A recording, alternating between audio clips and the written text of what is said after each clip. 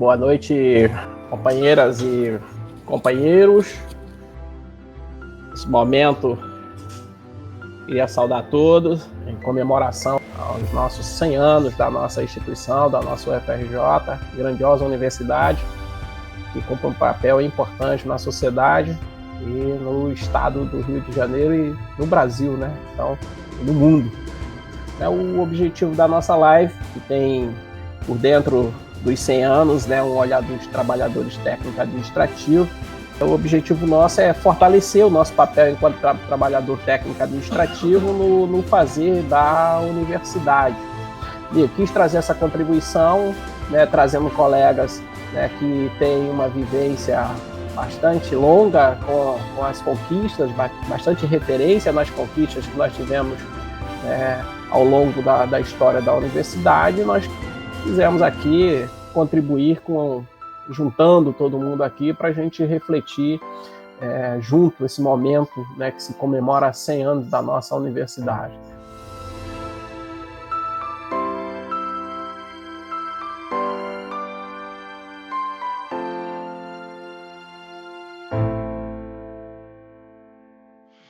Bom, eu agradeço aí a lembrança. Estou com 47 anos aí de UFRJ. Nesse tempo, dos trabalhadores técnicos e administrativos da UFRJ, nós tivemos oportunidade de ajudar a recuperar a Associação dos Servidores, fundada em junho de 1960, que era uma entidade recreativa. Era onde o reitor da época e o ministro praticamente indicava os presidentes da Associação dos Servidores. Então, lá em 14 e 15 de agosto de 84, nós, depois de um movimento, de uma das primeiras greves dos servidores federais, nós conseguimos trazer a entidade polo combativo e, dentro dessa luta, conseguimos estabelecer uma carreira que não havia. Existia uma tabela salarial do DASP na época, não tinha carreira. E dentro desse tempo de movimento, nós conseguimos fundar 2 centrais sindicais, 2 partidos políticos, recuperar uma entidade nacional, ajudar nas nossas gestões, ajudar a própria universidade, a própria UFRJ, a resolver alguns problemas que a própria universidade tinha. Quer dizer, o movimento ajudando em parceria a universidade e os movimentos se ajudando, porque até a nossa chegada, a nossa organização do movimento, os estudantes faziam o seu trabalho isoladamente de mobilização, os docentes também faziam o seu trabalho isoladamente de mobilização.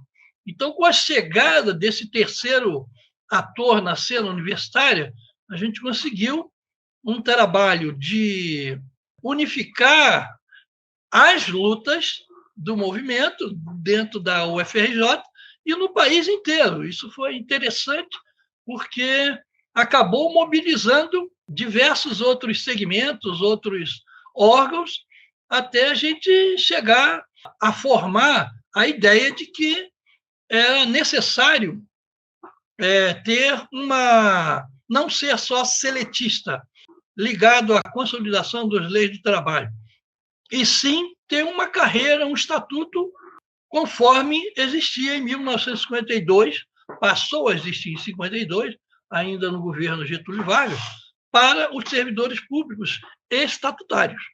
Durante o período da ditadura, houve uma reforma administrativa em 67, que eles pararam de admitir servidores públicos estatutários. Passaram a admitir só pela via da CLT. Então, de lá para cá, a maioria das contratações de servidores públicos passou a ser via CLT e muitos órgãos de lá para cá, de 67 para cá, criados, foram pela legislação de fundações, as contratações via CLT, Consolidação das Leis do Trabalho. Então, nesse meio do caminho aí, nós, lá nos anos 80, entendíamos que era necessário ter um norte. A gente estava, na verdade, sem ter um norte. Então, a gente resolveu, no movimento unificado, em um entendimento de que era importante a gente ter, para os servidores públicos, uma carreira de servidor público, deixar de ser seletista, mas passar a ser estatutário. E, de uma maneira geral, dos trabalhadores geral, era importante que a gente tivesse uma constituinte no país, que seria semelhante ao que a gente faz nas universidades, uma estatuinte. Mas, para o país, era uma constituinte. E passamos a trabalhar essa situação, fizemos mobilização pelo país inteiro, em todas as categorias, sindicatos, os sindicatos que estavam mortos, nós retomamos, da pelegada. Então, essa movimentação nos anos 80 foi importante, foi fundamental. E nos anos 90, quer dizer, em 88, 5 de outubro de 88, conseguimos fazer a aprovação da Constituição. Na época, a gente dizia, não é a Constituição dos nossos sonhos, mas foi um avanço do que a gente tinha antes. A Constituição nossa era de 43 e remendada pela ditadura em 69. Então, essa nossa contribuição, de uma maneira geral, com a FASUBRA, com o Sintoferj, que, aliás, era a Associação dos Servidores, e o trabalho na Constituição, que nós trabalhamos, não só da autonomia e da gratuidade do ensino, no artigo 206 e o 207 da autonomia, trabalhamos também o artigo para a liberdade da criação dos sindicatos. Então, os servidores passaram a ter direito a ter os seus sindicatos, e em 93 nós transformamos, através de congresso com a categoria, a Associação dos Servidores da UFRJ em Sindicato dos Trabalhadores em Educação da UFRJ. E daí para frente é história, e tem outros companheiros aí para poder dar esse segmento, assim como fizemos com a Constituinte, nós tentamos fazer aqui dentro da UFRJ com a Estatuinte, para atualizar a Estatuinte. Ainda não conseguimos, mas foi importante a mobilização do movimento para a gente chegar onde chegamos hoje. Eu agora vou passar a palavra para uma companheira que é jovem de UFRJ, mas com muita experiência na luta, com muita experiência no fazer da universidade, inclusive no campo da extensão. Então, eu queria aqui apresentar a nossa companheira Marta, para poder fazer a sua fala aí, nessa data importante da comemoração da nossa universidade. Marta, a palavra é sua. Oi, companheiros e companheiras, boa noite a todos e todas. Estou muito feliz de estarmos aqui, nesse dia de 100 anos de UFRJ, onde, apesar de toda uma conjuntura muito dura e difícil que nós estamos, com esse governo que a todo momento nos desrespeita enquanto categoria, mas nós seguimos resistindo. É claro também, que não vai dar para... O tempo é muito curto, não vai dar para falar de uma maneira muito aprofundada de toda a nossa trajetória histórica, mas eu destaquei aqui alguns pontos que eu acho que é importante a gente relembrar. O primeiro é o período histórico, onde a extensão ela começa a ganhar corpo na universidade, Isso é na década de 80, acontece no período da redemocratização, na gestão da reitoria, do Horácio Macedo, que foi um grande reitor, com valores que eu acho que representam muito aquilo que a gente espera da universidade pública, valores democráticos, baseados na solidariedade, em ideais de fraternidade, de camaradagem. E aí é nesse momento onde a extensão começa a ganhar corpo, onde diversas ações acontecem na Maré, e onde diversos companheiros e companheiras nossas começam também a sua trajetória, na extensão. Aí a gente passa para a década de 90, onde existe aí uma política neoliberal muito avançada para o mundo inteiro, inclusive para dentro da universidade, Então, acontece aí um período de muitos cortes, inclusive de cortes na extensão, né? Então, acontece aí um certo recuo, um corte de bolsas muito grande, uma associação das bolsas à necessidade de prestação de algum tipo de serviço, mas a extensão, ela sofre, né, nesse período, mas, ao mesmo tempo, os companheiros e companheiras continuam resistindo. E aí é na década de 2000, né, também na reitoria da Laura Tavares, Aloysio Teixeira, onde a gente vai vendo a construção de uma política nacional da extensão, né, onde a extensão vai sofrendo um impulsionamento grande. É importante a gente lembrar que a gente estava dentro de um governo progressista, né, a gente estava dentro de um governo que se pretendia popular, democrático, que era, né, o governo Lula, que com todas as questões que temos, mas que foi, né, um governo que pensou e fomentou muitas políticas, né, de popularização da universidade. E aí é nesse momento onde a extensão ela é impulsionada, né? E é importante também destacar que muitas ações, né, desde a década de 90, naquele período onde a gente estava sem bolsa, mas muitas ações de extensão sobreviveram também por conta da atuação dos técnicos, né? A nossa categoria ela tem um papel, uma atuação muito importante para a resistência da extensão, né? E é um processo de formação nosso que vem através do trabalho, né? Então, hoje a gente está na universidade, e aí, enfim, também com essa construção de uma política nacional, com o avanço de certas políticas, a gente vai avançando, né? É importante também a gente entender que existe uma disputa de concepções do que é extensão. Quando eu falo aqui da extensão, a gente está falando de um lugar de trabalhadores e trabalhadoras que defendem uma extensão pública, gratuita e de qualidade, né? É desse lugar de defesa da extensão que a gente fala. E, enfim, essa disputa de concepção ela ainda é presente. Hoje a gente conseguiu, com base de muita luta, né? Hoje nós temos o Conselho de Extensão Universitária, né? Que é um mecanismo muito importante da universidade que reconhece, né, que a extensão ela tem o seu papel fundamental nesse tripé aí de ensino, pesquisa e extensão que deve ter a universidade.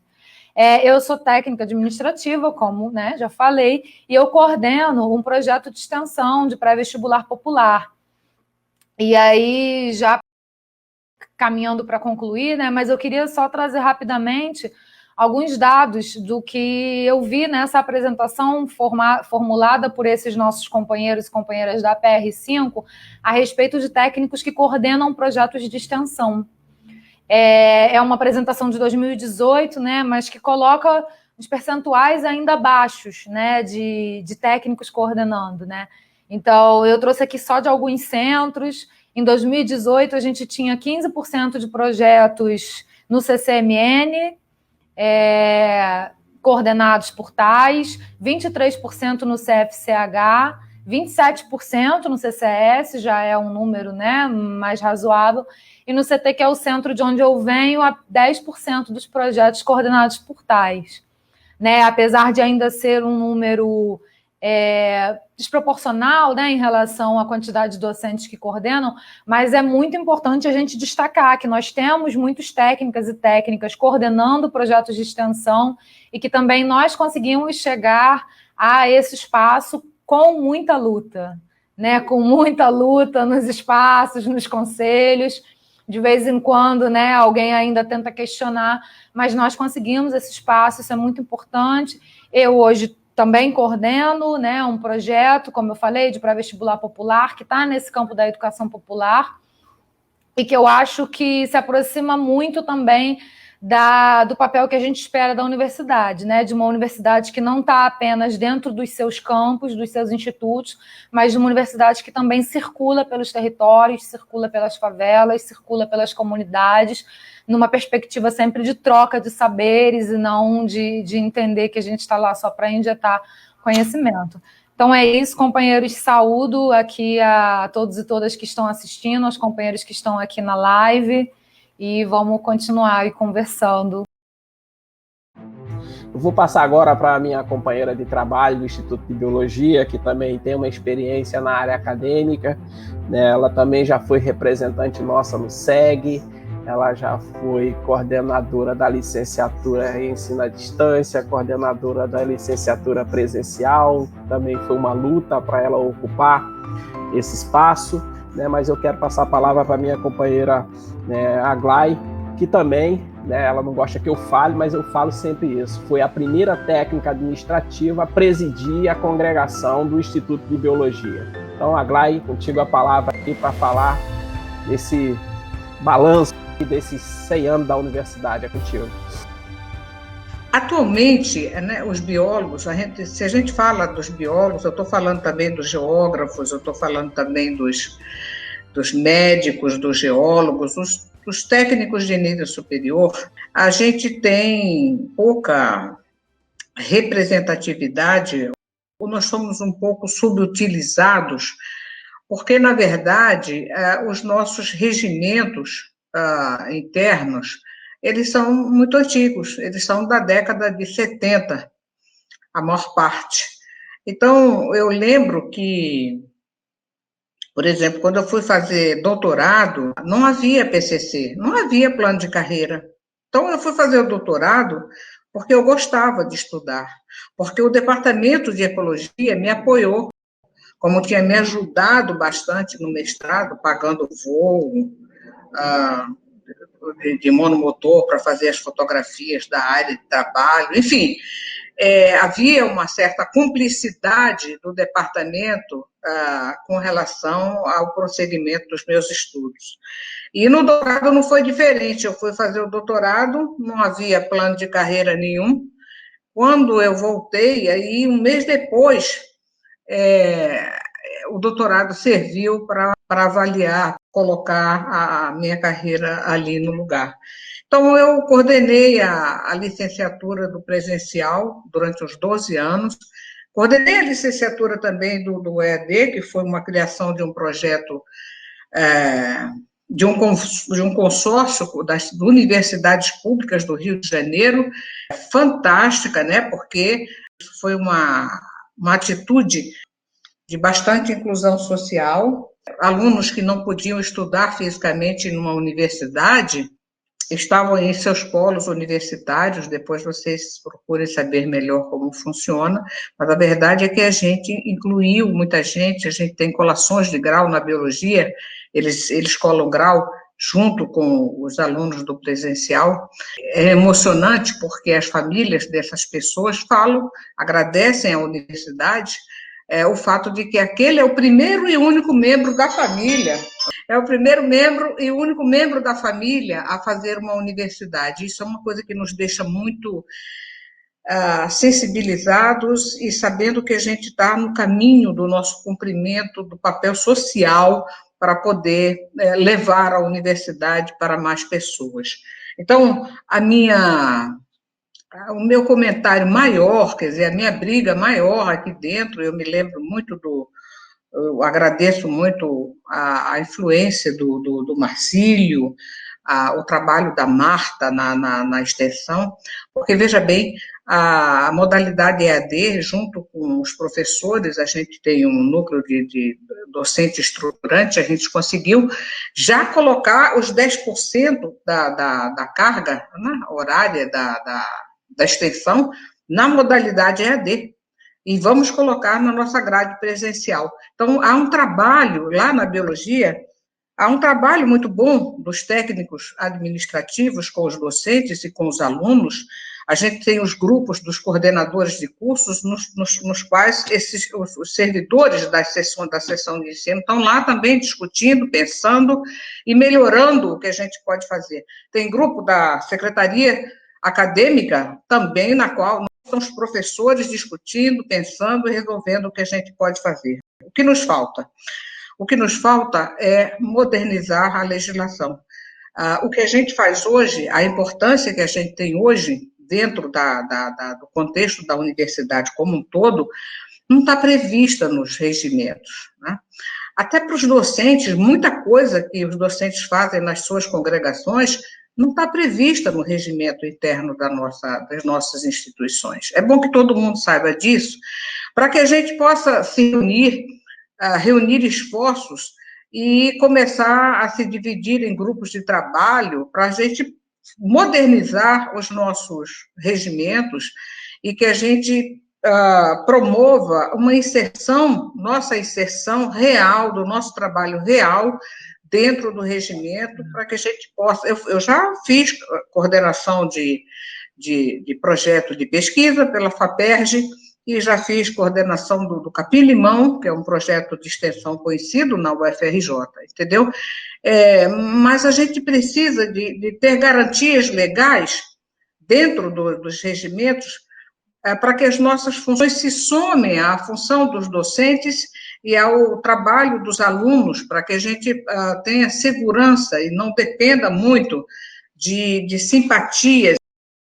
Isso é muito importante, porque eu já estou quase saindo, e tudo que eu queria ter feito dentro da universidade, eu fiz. Fiz coordenando cursos, eu fiz com trabalhos de campo, eu fiz com livros, com capítulos de livro. Veja, foi importante, tem sido importante, mas para essa gente nova que está entrando, é preciso que esse pessoal tenha segurança de que seus regimentos abarcam, seus regimentos acolhem os técnicos administrativos. Aquilo não é mais uma cátedra, não há mais cátedra, não há mais essa estrutura fechada, rígida. Então, a gente tem que passar isso que a gente está vivendo hoje nesta UFRJ para os nossos regimentos. Desculpe a demora, minha gente, muito obrigada mesmo. Gostaria de chamar agora um companheiro que é um baluarte da nossa história, foi dirigente também da SUFERJ, né? E também tem muita contribuição a dividir com a gente aqui. Isaías. Boa noite a todos e a todas. É muito bom estar compartilhando esse momento com vocês. Quer dizer, um momento que a gente entende que está compartilhando com todos da UFRJ. Não só com os técnicos administrativos, mas com todos. E principalmente com os técnicos administrativos, que é o qual nós ficamos inseridos de 1970 a 2016. Foi quando eu entrei e quando eu aposentei. Os nossos primeiros movimentos, lá nos anos 80, onde que a nossa reivindicação era eleger o reitor, e conseguimos fazer isso.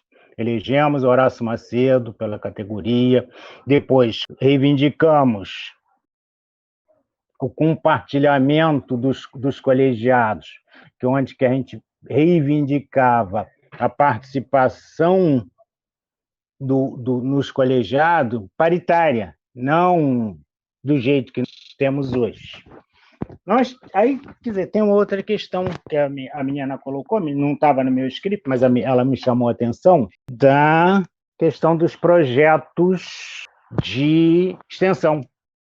Do meio para o final dos anos 80, foi na reitoria Horácio Macedo, onde que nós participamos e que nós levamos para fora da UFRJ, para fora dos muros da UFRJ, a questão da extensão, que foi a coisa, assim, que eu acho que foi a mais importante, a interação com a sociedade. Então, tem essa questão toda, rodou isso tudo, a gente participou de um monte de coisa, teve certos, como teve vários ganhos, não individual, mas sim para a categoria. Nós participamos do primeiro congresso da FASUBRA, da maior assembleia da UFRJ, com mais de 1.500 assinaturas, no auditório do Roxinho. Participei da transformação da SUFERJ para o SINTUFERJ, participei do primeiro congresso da FASUBRA lá no Rio Grande do Norte, Natal. Dormimos no mato lá, elegendo Marcílio, estava aí, foi eleito lá. Naquela época, teve mais 2 pessoas que foram eleitas, que agora eu não recordo os nomes. Gestão democrática da FASUBRA começou a partir daquela época, daquele momento, e que está acontecendo até hoje. Fiz 2 gestões do Conselho Universitário, nas quais participei de todas as comissões temáticas, com várias relatorias de processo, no qual nunca nenhum deles rejeitados, quer dizer, com menção honrosa, com não sei o quê. Tive alguma questão do mérito lá, que eu nem lembro de que é mais do Conselho Universitário. Então, eu saí 46 anos trabalhando nessa instituição, saí feliz e não me arrependo de nada que tenha feito, ou talvez deixei de fazer algumas coisas que poderia ser feito, mas não tenho arrependimento. Acho que foi assim muito gratificante. Estou muito maravilhado com o tempo que passei com a companheirada. E estou junto, não estou separado, continuo junto. Valeu, gente. Beijo em todas e todos. Até uma próxima. Gabinho, a palavra é tua, meu irmão. Boa noite, vocês estão me ouvindo? Nós estamos hoje comemorando o primeiro centenário da nossa instituição, uma instituição que é da nação brasileira e a serviço do povo brasileiro. Nessa lógica, nessa compreensão que residem os princípios constitucionais da autonomia universitária e da universidade pública e gratuita. Porque essa instituição não pode estar subordinada a interesses privados, é uma instituição pública e gratuita, e, ao mesmo tempo, ela não é uma instituição de governo, a serviço de qualquer governo. Ela é uma instituição da nação, que projeta o futuro.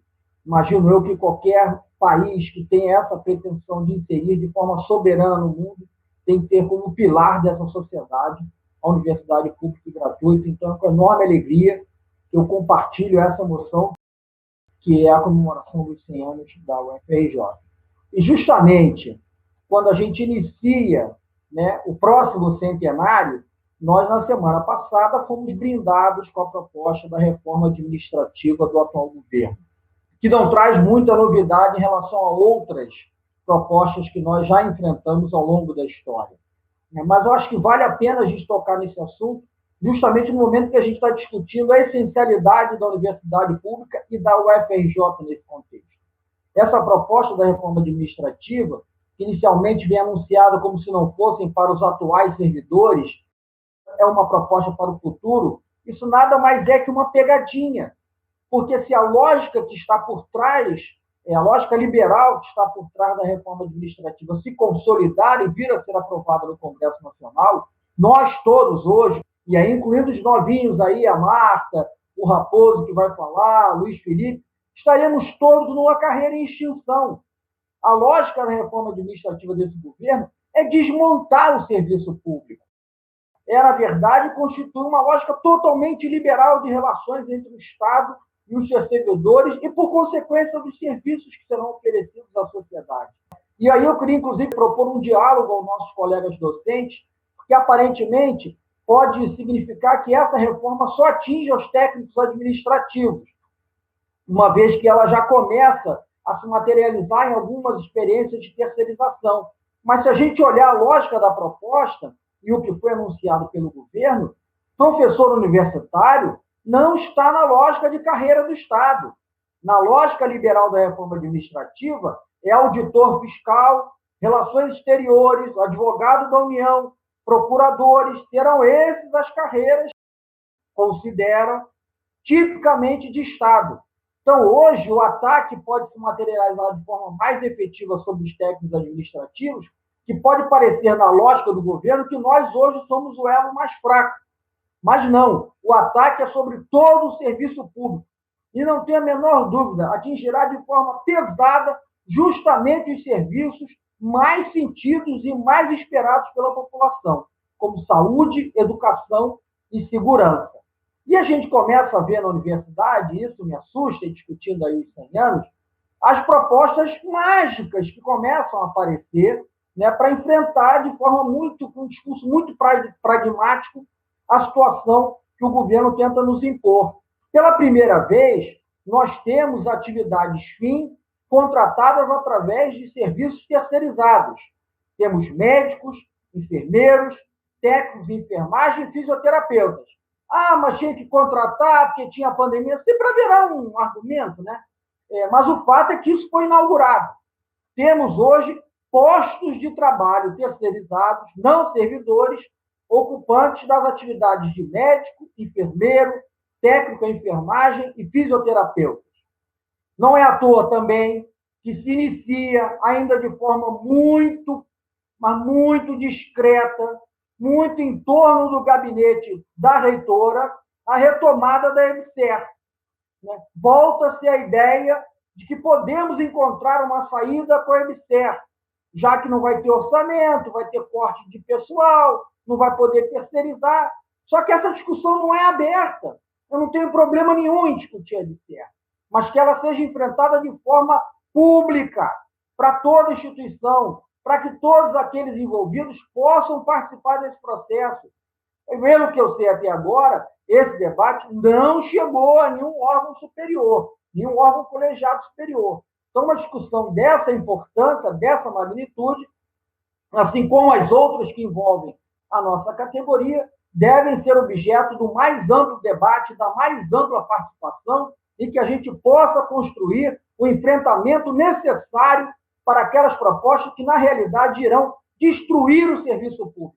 Não tem nada mais do que a lógica liberal, que a gente já viveu com o Collor, viveu com o Fernando Henrique, e agora se materializa através do atual ministro da Economia. E nesse sentido é importante, e aí foi muito bacana o resgate histórico que o Marcílio e o Isaías fizeram, porque a gente já enfrentou isso. O Marcílio falou, a gente tinha o Estatuto do Servidor, a Lei 1711, na época do Getúlio Vargas. Vem a ditadura, vocês veem num momento de crescimento da lógica reacionária, e impõe-se, então, o fim da estabilidade e passa a se contratar pela CLT. A antiga 1711 ficou lá encostado como se fosse, né, um negócio que um dia tem que acabar. E aí houve esse processo muito bem resgatado aí pelo Marcílio, de luta, de organização dos técnicos administrativos, que naquela época ainda não chamavam assim, se organizaram, tomaram a SUFERJ, transformaram a SUFERJ num instrumento de luta e de organização da categoria, e nós alcançamos em 87, que foi o primeiro plano de carreira nosso. Em seguida, no processo de luta democrática da sociedade, nós temos a Constituição de 88, que, por sinal, a UFRJ, na reitoria do professor Horácio Macedo, teve a participação de mais de 800 pessoas, entre técnicos, docentes e estudantes. Foram mais de 20 ônibus que saíram da UFRJ. Nós invadimos o Congresso Nacional, fomos em todos os lugares, até no gabinete do Ulisses Guimarães, eu me lembro, nós fomos lá para brigar, para inscrever na Constituição o princípio da autonomia, do ensino público gratuito. E é nesse processo que logo em seguida vem o regime jurídico único. Se a gente olhar, a Constituição de 88 é de outubro de 1988 e o regime jurídico único é de dezembro de 90. Por quê? Porque na organização do Estado brasileiro, em moldes democráticos, num ambiente de cidadania, como foi estabelecido na Constituição, era necessário que esse Estado estivesse dotado de servidores capazes de cumprir o compromisso que a sociedade esperava do Estado Nacional Brasileiro. Então, é nesse sentido que organiza-se o Estatuto do Servidor, na Lei 8.112, que é o regime jurídico único. E não é sem razão que o regime jurídico único é objeto de enorme ataque de toda vez que vem a discussão neoliberal. Em 96, já sofremos um ataque pesado do governo Fernando Henrique. Agora, de novo, estamos vivendo esse ataque aos nossos direitos, às nossas garantias, que são, na verdade, a garantia do servidor do Estado brasileiro. Essas garantias não são privilégios, são a essência da organização de um serviço público para servir a sociedade. Concurso público, seleção por concurso público, carreira para dar perspectiva de desenvolvimento profissional àqueles que se dispuserem a serem servidores públicos, estabilidade para não serem ameaçados por governos autoritários e de plantão. Então, não são privilégios, são regras fundamentais para a organização do Estado e de um serviço público a serviço do povo brasileiro.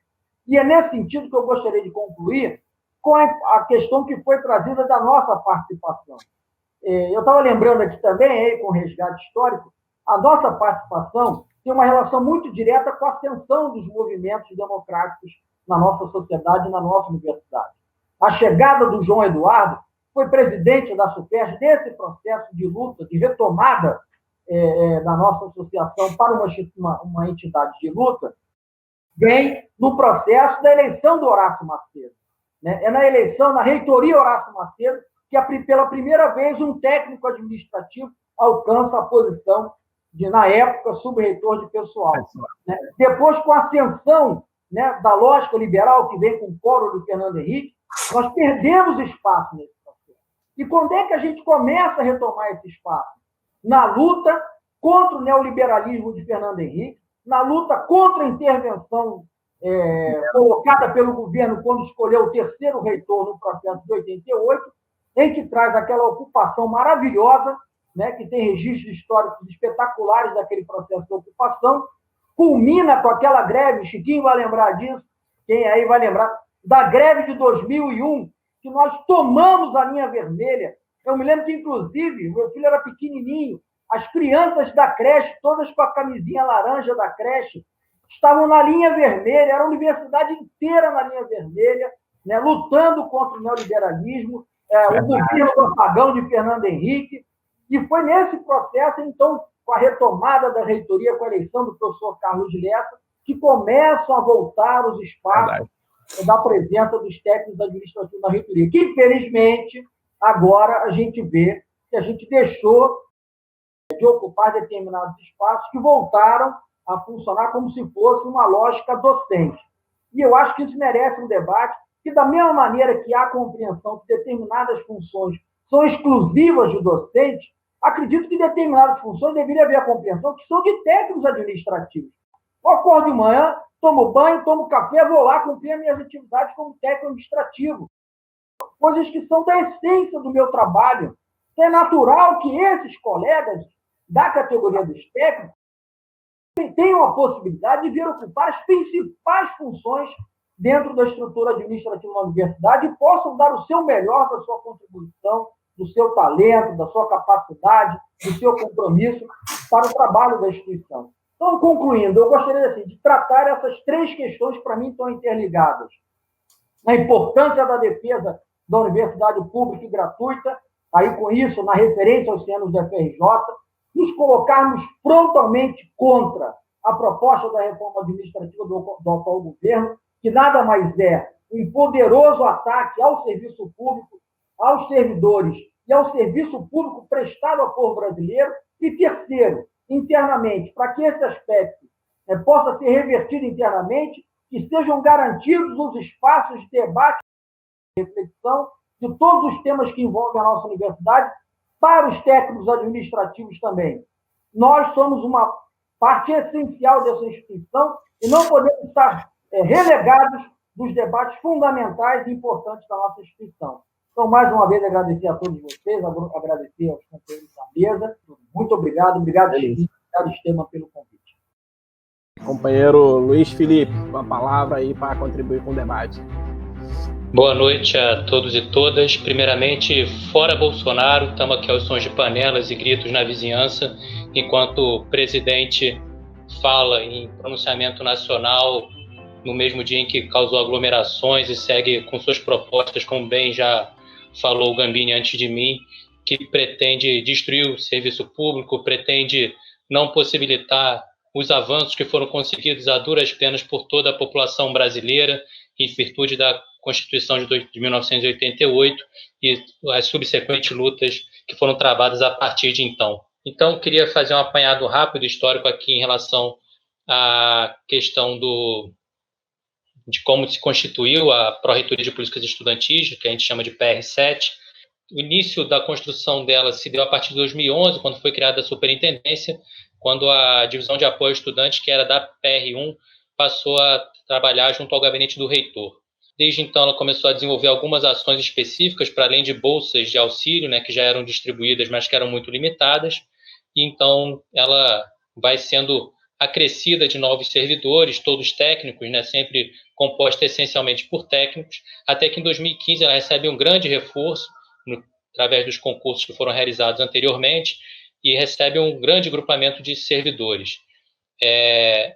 Uma equipe que é bastante dedicada, bastante envolvida com a discussão da assistência estudantil, preocupada com os estudantes, preocupada com a realidade estudantil, com a realidade social do Brasil. Essa equipe ela participa intensamente da discussão que vinha se arrastando desde 2011, da construção da Pró-Reitoria de Políticas Estudantis, inclusive garantindo que a Pró-Reitoria tenha um fórum paritário ainda a ser instituído, né, seja um espaço de discussão onde todos os segmentos da universidade tenham sua voz igualmente escutadas, né, onde não haja a disparidade que nós encontramos hoje nos colegiados, onde eu estou no SEG, onde a gente tem 70% docente, 30% não docente, né, e aí incluídos técnicos, estudantes e a comunidade externa ao UFRJ. Então, a composição dos técnicos da PR7 foi fundamental para que fosse garantido um fórum paritário, obviamente em união com os discentes que também participaram ativamente do processo de construção da Pró-Reitoria e participam até hoje e têm papel fundamental nos avanços que foram conseguidos nos momentos mais recentes. Um ano após a criação da PR7, um pouquinho menos de um ano, na verdade, conseguimos instituir pela primeira vez uma política de assistência estudantil na UFRJ, que não havia somente questões pontuais, né, ações pontuais que estavam relacionadas à assistência, mas que não estavam efetivamente articuladas, e também foram ampliadas as ações que independem de recursos financeiros, que é algo também que é fundamental. A assistência estudantil não pode ser só bolsa. Envolve alimentação, envolve transporte, envolve alimentação, suporte psicológico, suporte acadêmico, uma série de ações que garantem, né, essa permanência dos nossos estudantes na universidade, apesar de todas as dificuldades que estão postas, e no momento como nós estamos vivendo agora, essas dificuldades estão todas elas muito agravadas sobre todos os aspectos, né? Tanto financeiro quanto também psicológico, sanitário, todas as questões que estão postas aí. Bem lembrar as falas anteriores a mim, a participação de técnicos na gestão, na administração central é bastante recente, é um marco histórico também quando a gente, na gestão anterior da reitoria, conseguiu criar a Pró-Reitoria de Políticas Estudantis. Pela primeira vez nós tivemos um quadro de pró-reitores que tinha 4 técnicos administrativos e 3 docentes. E aí não é uma questão de competição entre técnico e docente, é uma questão de entendimento de que há lugar para os técnicos na administração central, no comando de ações e de políticas efetivas para todo o nosso quadro, para todo o nosso corpo social, né? Então, pela primeira vez nós tivemos a maioria das pró-reitorias compostas por técnicos administrativos, realidade essa que não foi mantida quando da transição da reitoria, mas de toda forma mantemos ainda, né, conseguimos manter a presença significativa de técnicos quando ainda temos 3 técnicos à frente das pró-reitorias da UFRJ no seu centenário. Queria encerrar, que eu já estou estourando o meu tempo, saudando, né, essa ação aqui que é fundamental, lembrar que a gente está aqui celebrando os primeiros 100 anos da UFRJ, que nós esperamos que sejam o primeiro centenário de muitos que virão aí, que nossas categorias possam permanecer atentas, vigilantes e não permitam que os retrocessos que estão sendo elucubrados e tentados não só na surdina, como às claras também, à luz do dia, para que a gente, tentando destruir o funcionalismo público como um todo, a educação, a saúde, a segurança pública, o INSS, a aposentadoria, tudo isso, algumas das questões, inclusive, já destroçadas pelas contrarreformas recentes, mas que nós entendemos que nós vamos conseguir avançar ainda e defender a nossa instituição, as demais instituições públicas desse país, frente ao todo o obscurantismo, todo o negacionismo que está posto. Então, saudar os primeiros 100 anos da UFRJ, dizer que nós estamos prontos para mais 100, mais 200, mais 300 e mais quantos forem possíveis, e nós não vamos esmorecer em momento algum. Então, repetir aqui como eu comecei minha fala: fora Bolsonaro, nós não vamos nos dobrar, vocês não vão privatizar a universidade, vocês não vão acabar com o serviço público, vocês não vão botar Queiroz e correlatos, nem seus filhos, para trabalhar na universidade, para pagar bolsa e fazer rachadinha. A gente vai resistir, a gente vai seguir lutando e não vai permitir que isso aconteça na UFRJ nem em nenhuma instituição federal. Companheira Verinha. vai agora nos prestigiar aí com o seu relato aí em comemoração a esse ano da nossa universidade. Vai lá, vou estar contigo, Verinha. Boa noite a todos e a todas que estão aqui nos escutando, companheiros valiosos que falaram anteriormente, né? Eu tentei trabalhar um eixo para desenvolver aqui, entendeu? Um pouco da história da formação do nosso quadro técnico. Então, para nortear todo esse processo, eu coloquei alguns pontos que talvez não dê para falar sobre todos, mas eu achava que era bom para nortear toda a discussão a respeito da qualificação, da capacitação dos nossos técnicos. Então, assim, pontos que eu acho importantíssimos para pensar são os seguintes. A UFRJ, maravilhosa, que todos amamos, ela não nasce como universidade. Ela nasce do berço de 3 faculdades valiosas, nossa, para se fazer universidade. Ela não se constitui já no berço como uma universidade. Ela se faz com o passar do tempo. E esses 3 pilares que constituem a universidade têm um peso muito grande até hoje em toda a sua estrutura. A segunda coisa que eu queria também lembrar são os períodos, como aqui as pessoas colocaram, né? Períodos de maior liberdade, menor liberdade, mais democracia e não democracia, porque por mais que a gente entenda que a gente está no momento democrático, muitas questões não estão sendo cerceadas. Então, esse é outro foco. Os momentos que marcam a nossa entrada na universidade de concurso, um período 80, 90, onde eu caracterizo o tempo de entrada dos técnicos pelo trabalho. Por que eu digo isso?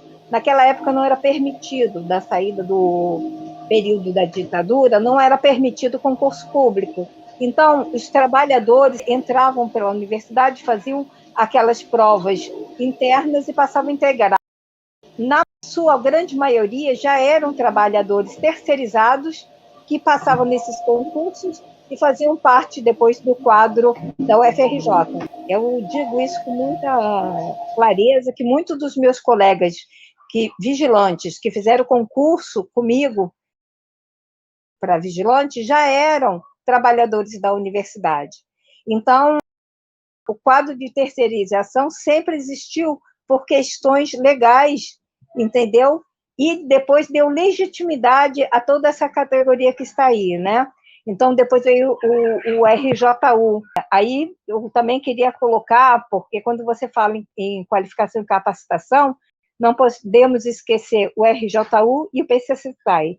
São pontos que a gente tem que tocar quando a gente fala nessa parte da categoria. Outra coisa muito importante a falar, os tipos de progressões que a gente tinha, que era por tempo e por mérito. Mérito qual? Do trabalho, que a gente era avaliado por chefia. E a gente dá um salto quando a gente passa a ser também a progressão por qualificação e capacitação, entendeu? E isso tudo da diferenciação, principalmente da entrada desses trabalhadores, uns pelo trabalho e outros para o trabalho, diferencia muito o pensar a universidade, entendeu? Não desqualifico os que entraram para o trabalho, que muitas vezes também, hoje, a gente tem uma categoria nova. Eu falei aqui anteriormente que os terceirizados, e continuo também, né? Faziam concursos internos, e depois alguns faziam concurso já no período que podia, e entravam para a classe trabalhadora da UFRJ. Hoje, um grande número de pessoas que passa hoje para ser técnico administrativo da universidade são alunos. A gente já conseguiu identificar que o próprio aluno se identifica com toda essa questão da universidade, acaba fazendo concurso e acaba passando. Só que a relação dele com o trabalho, às vezes, é diferenciada, porque, assim, por ele ser formado pela universidade, às vezes eles acabam saindo por almejar uma coisa melhor. Os que ficam são maravilhosos e produzem muito, mas a relação é diferenciada.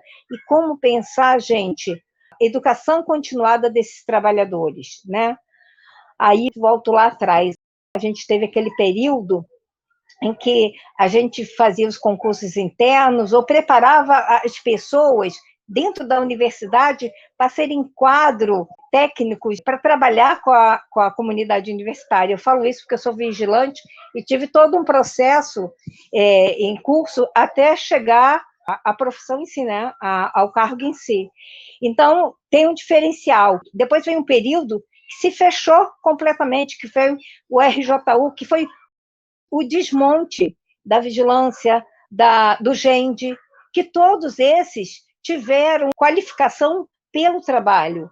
Eles não tinham ainda formação, ensino formal nas áreas, mas as pessoas técnicas que estavam junto com esse quadro de trabalhadores, eles acabavam formando. A gente tem marceneiro, carpinteiro, que fez curso junto com a Belas Artes, aprofundou o conhecimento, né, como tudo deveria ser na universidade. Mas essa década de 90 foi de um desmonte desse trabalhador e uma desqualificação desse trabalhador diante do trabalho. Tentativa de desqualificação, porque as lutas nossas sempre foram ao contrário desse momento político em que queria desmontar, e continua querendo desmontar a nossa universidade. Como tratar desses dois trabalhadores? O que veio pelo trabalho e o que veio para o trabalho, entendeu? Acho que é o primeiro ponto que a gente sempre tem que estar relembrando e trabalhando, seja em assembleia, seja nos cursos, seja nas apresentações da PR4, que a gente não tem diferença, todos somos trabalhadores da UFRJ. Segundo, a diferenciação nossa se dá pela entrada, diferenciada, mas que todos nós temos capacidade de chegar lá. Porque quando você privilegia uma pessoa, um trabalhador, pela questão do ensino formal que ela possui, você já está criando um gueto entre os trabalhadores. Então, você tem que estar sempre envolvendo aquele que tem maior condição para ajudar aquele que tem menor condição. Isso se chama um trabalho de educadores, coisa que falta muito ainda para a universidade caminhar. Nós temos várias frentes de educadores na universidade que pensam todas as categorias, até aquelas que não tiveram condição de acabar todo o ensino médio, só conseguiram fazer o ensino formal, e a gente tem que fazer com que sempre aprimore, até porque esses trabalhadores, mesmo com muita idade, mesmo com tempo de se aposentar, têm um valor imenso para a universidade. Hoje a gente vê algumas categorias dando aula, em sala de aula para alunos, ensinando como recorta, como mede. Os professores, quando vê esse potencial nos trabalhadores, eles convidam os trabalhadores para entrar em sala de aula. Mas, na contrapartida, vai a não valorização, porque toda valorização que a gente seja salarial, seja por capacitação ou qualificação, é tudo luta da nossa categoria para conseguir cada grão. Vou passar para o companheiro jovem também aí, essa turma mais jovem aí, mas também com muita experiência nas lutas, muita experiência no movimento. Companheiro Raposo, uma palavra aí para nos ajudar nesse debate, nessa reflexão e nessa comemoração do 100 anos da nossa universidade. Boa noite a todos e todas. Agradecer o convite, me sinto muito honrado aí de estar nessa mesa virtual aí, diante desses companheiros e companheiras aí, que foram muito importantes, né, na história do sindicato, a história que ainda está viva, né, que ainda vão ser muito importantes para as lutas que a gente está traçando e que virão, né. Eu sou analista de TI, né, da Superintendência de Tecnologia da Informação e Comunicação. Entrei em 2010, mais ou menos na mesma época. A superintendência foi criada um pouco antes, né, mas foi em 2010, foi em concurso de 2009, que praticamente ela foi fundada, né, porque tinham poucos funcionários da superintendência, e foi nesse concurso de 2009 que entraram, acho que 50 ou 60 servidores, entre analistas e técnicos, das classes D e E, né, para formar, enfim, os setores da TIC, né. A gente sempre teve um trabalho político interessante dentro da TIC, assim, né? Meio que não no começo, né? No começo era uma coisa bem centrada, assim, né? Mas aos poucos a gente foi se conhecendo e se organizando, né? Acho que logo em 2011 teve um processo de greve que a gente participou timidamente, né? Mas em 2012 já teve uma greve maior, né? Uma greve unificada, que acho que ali foi um momento que eu comecei a participar de militância, de sindicato, tal. Foi ali que eu comecei, eu nunca tinha frequentado movimento estudantil, nada disso, foi ali que eu comecei naquele processo de greve que foi bastante rico naquela época, né, a militar ali.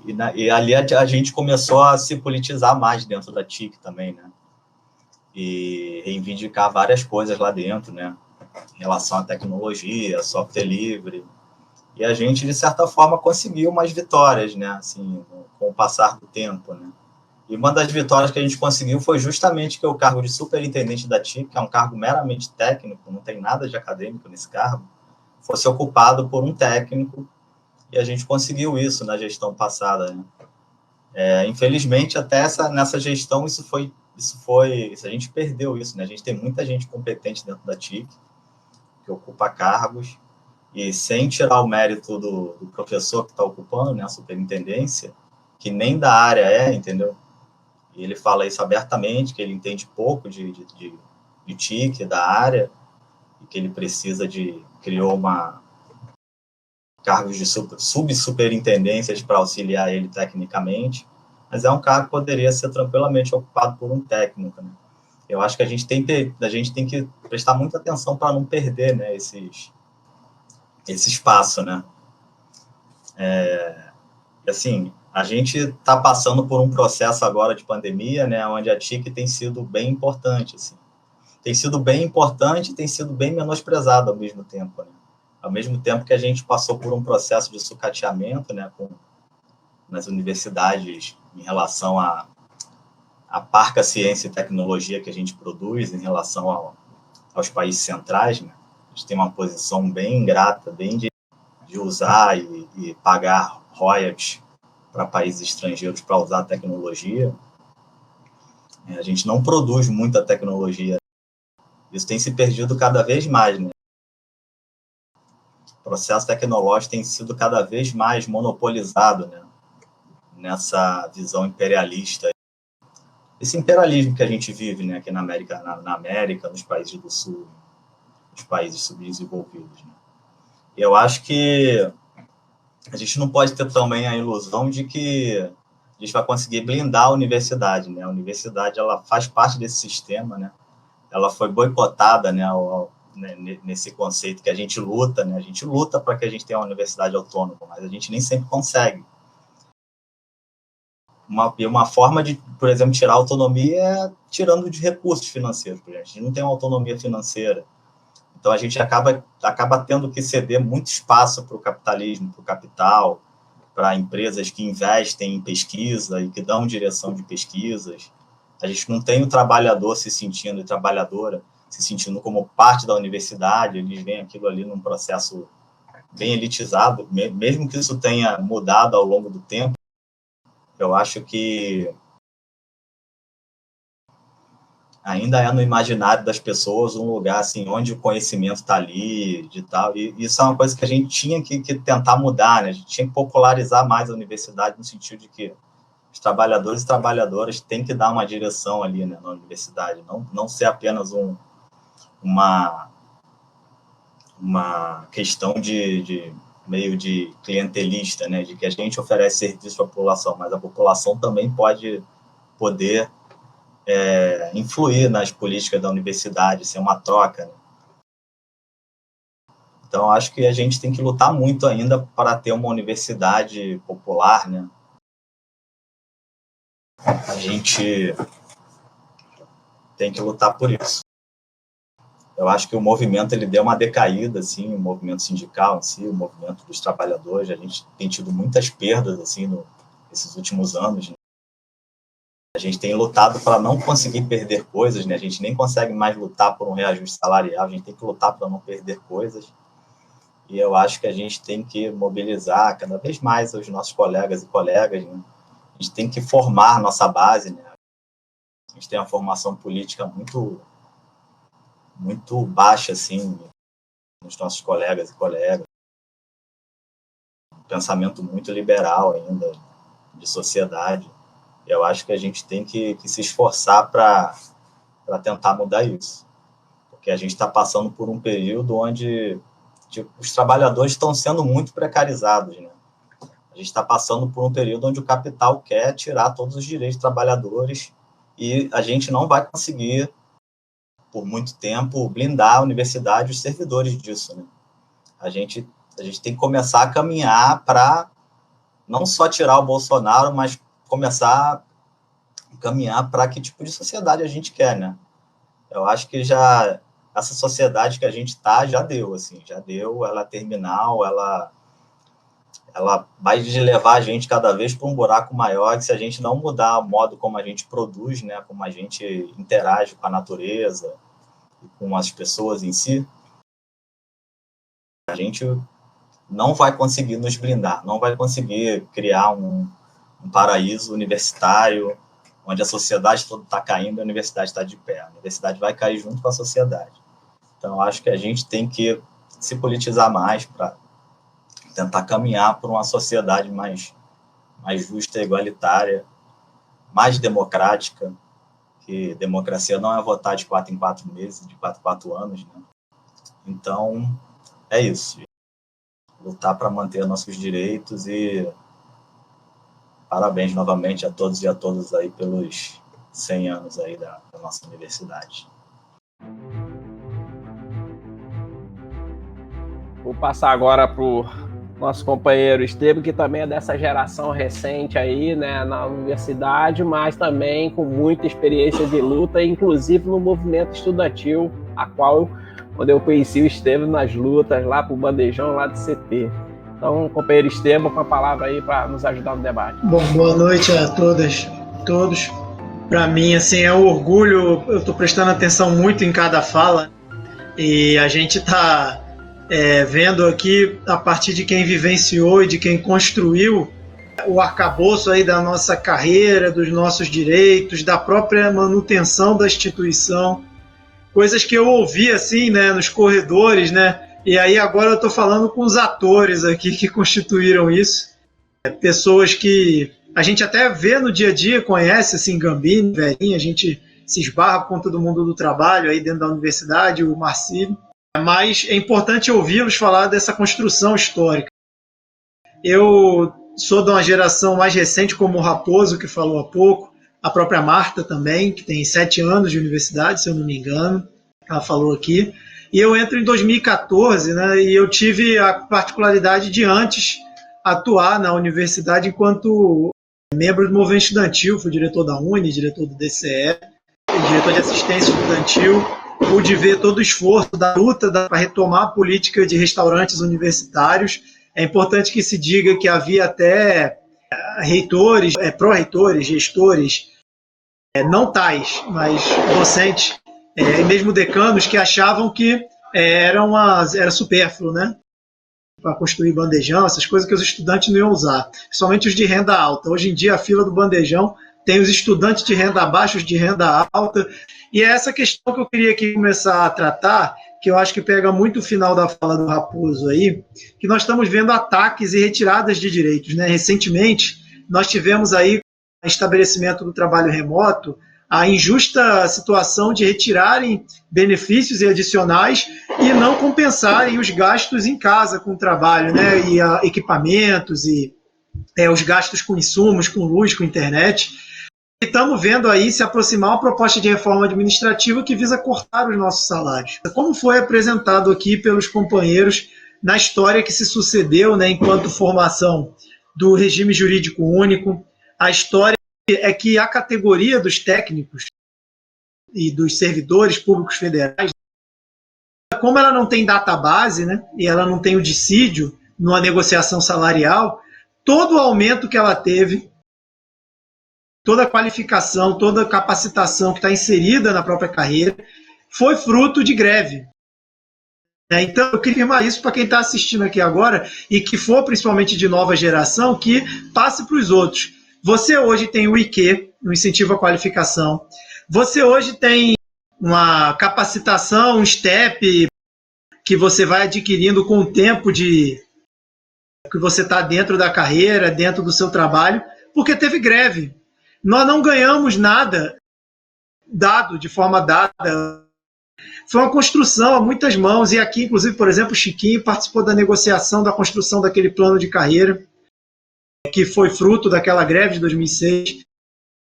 Nós temos aí o Gambini, em 2004, aquela greve que conseguiu impedir retrocessos que talvez não fossem resolvidos com a luta do plano de carreira. Os trabalhadores, as trabalhadoras, o movimento estudantil, o movimento docente, em 2013 fincou o pé, e a UFRJ, os seus 100 anos de história, a universidade aí no topo dos rankings de pesquisa, é a única que não tem EBSE e mantém um HU de alta qualidade de atendimento à população, graças à luta e ao movimento. Então, eu, enquanto servidor mais recente, não se engaja, né, da UFRJ, e ele esperava poder passar para outros de salário maior, porque a nossa categoria, do ponto de vista do executivo, é relativamente uma coisa de menores salários. E aí você tinha essa situação do cara, muitas vezes, não querer nem criar um vínculo tão profundo, mas cada vez mais está tendo que acontecer esse vínculo, porque as opções estão ficando restritas, né, do conjunto do serviço público, e nós temos uma necessidade clara de construir alternativas a ataques que o governo fez nos últimos anos. Por exemplo, aí é importante dizer que foi inclusive no período dos governos do PT, né, a questão da reforma da Previdência, que instituiu uma situação para a nossa categoria, dos mais recentes. Nós temos que ter o teto do INSS, né, da aposentadoria, né, e financiar um fundo de previdência, o FUNPRESP, né, com 8,5%, se quisermos ter salário além disso, né? Então, muitos conformam uma condição de vida ali, custos familiares e tal, um processo de custos mesmo do seu dia a dia com sua família, seus filhos, né, e tal, e não almejam na aposentadoria muitas vezes ter aquele rendimento que ele vai constituir a vida toda. Esse é um desafio para a gente na categoria, e nós estamos vendo aí o problema com os fundos de pensão, porque quando envolve capital financeiro, mercado financeiro, o que a gente tem é rombo, né, como é do Postales no Correios, o Petros da Petrobras, dando problema, né? E a gente deveria ter, na verdade, o fortalecimento da Previdência Social, né, do sistema do INSS, do sistema do regime, ligado ao regime jurídico único, né? E nós, inclusive, servidores, somos os que dão mais aporte a esses sistemas. Eu vivenciei a greve de 2014 e de 2015 e foi só para reiterar o que eu falei aqui. Os aumentos que a gente teve, os últimos, vieram dessas lutas. E mais, nós até agora não tivemos o corte de 25% ou 20% no valor dos salários que nós recebemos, com justificativa de estarmos vivendo uma crise econômica, porque nós lutamos lá em 2016, a gente já lutou contra a emenda constitucional 95, fizemos uma greve, né, infelizmente fomos derrotados, mas no fim de 2017, eu não sei se todo mundo lembra, o Temer emitiu uma medida provisória que cortava em 20% os salários. O ensino superior, vários colegas têm um diploma de várias áreas de conhecimento, eles querem poder produzir conhecimento, produzir extensão, produzir pesquisa e graduação e ensino na universidade, e muitas vezes a nossa carreira ainda não permite o aprofundar disso, né? Então nós tivemos uma vitória importante, foi fruto da luta da greve de 2015, da greve de 2016, foi o plano de qualificação institucional, né, que agora, recentemente, a reitoria retroagiu, diz que está repensando o programa, né, por conta de cortes orçamentários. É uma realidade que há cortes orçamentários e atrapalham esses programas, isso é uma realidade, né, mas nós devemos não ter retrocessos naquilo que nós conquistamos, né? Então, se nós tivermos um plano de qualificação institucional que fortalece a dinâmica nos cursos de pós localmente para ter vagas para servidores, e ao mesmo tempo esses cursos recebem bolsas para outros alunos, não para os servidores, obviamente, mas como forma de incentivo, né? Nós temos que fortalecer esse pleito, né? Porque significa aproveitar aquilo que nós temos de melhor na nossa qualificação e no desenvolvimento do nosso fazer na universidade, né? Então, são alguns dos temas que eu queria aqui trazer, né? E dizer que a luta para a sociedade como um todo, para a classe trabalhadora, a luta é o que muda a vida. Para o servidor, a luta é o que ganha capacitação, é o que ganha qualificação, é o que ganha step, é o que ganha aumento, certo? Senão a gente não tem. E nós temos que enfrentar a reforma administrativa agora com toda a nossa mobilização, unidade de ação, né? E nesses 100 anos de UFRJ dizer que nós, técnicos, trabalhadores em educação, vamos fazer jus a esse papel histórico que nos foi relegado, né? Muito o que foi nos dado pelo conjunto do povo trabalhador, porque o século XX foi um século de luta da classe trabalhadora pela criação de sistemas sociais de direitos, como sistemas de garantia de educação pública, sistemas de saúde pública, é o caso do SUS, né? A Constituinte de 88, embora tardia, frente a diversos ataques que nós vivemos na universidade, na sociedade brasileira, em especial na ditadura, mas a Constituinte de 88 estabelece esses sistemas de direitos e a nossa carreira, nós tais, somos servidores da sociedade, né? Estamos ao lado da sociedade na garantia de direitos, né? E contra a opressão e contra a exploração do nosso povo, né? Então, esse é uma contribuição que eu queria aqui dar.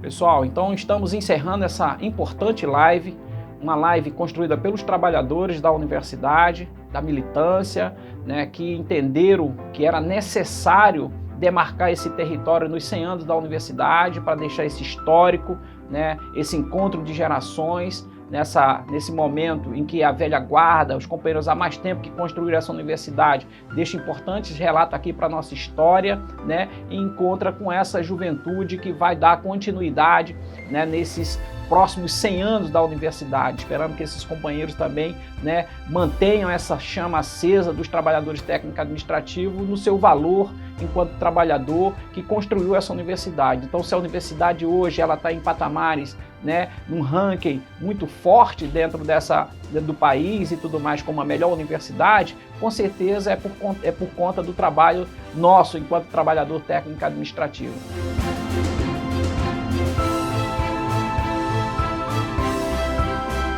Então nós queremos aqui muito agradecer a esses companheiros aí da velha guarda que contribuíram com seus relatos aqui, conforme os vídeos aí que vocês vão acompanhar, né, fazem esse relato importante, como também dessa geração que entra agora recente na universidade, mais próxima aí, né, fazendo essa pegada, né, de continuidade da luta da nossa categoria na valorização e na missão da universidade, né, lutando e defendendo essa universidade como uma importante ferramenta de transformação social. Então eu agradeço de coração a todos os companheiros que participaram e que contribuíram aqui, né, e queria também saudar esses 100 anos da universidade, dizer que é muito importante esse centenário da nossa universidade, porque nós pretendemos, e as gerações novas que chegam aí, entender que a universidade completa 100 anos e o nosso movimento dos trabalhadores vai completar 60 anos, né, de histórias. Então a gente precisa fazer essa conexão, ou seja, mais da metade de vivência da universidade, os trabalhadores estavam organizados e quer se organizar ainda mais com participação, com espaço, disputando a universidade, ocupando espaço de decisão da universidade e quem sabe um dia, no próximo 100 anos, a gente esteja aqui comemorando um reitor técnico-administrativo exercendo, né, essa função importante na missão da universidade, que é uma atividade de gestão e que os trabalhadores técnico-administrativos estão habilitados a ocupar. Então, um forte abraço, muito obrigado, vamos que vamos.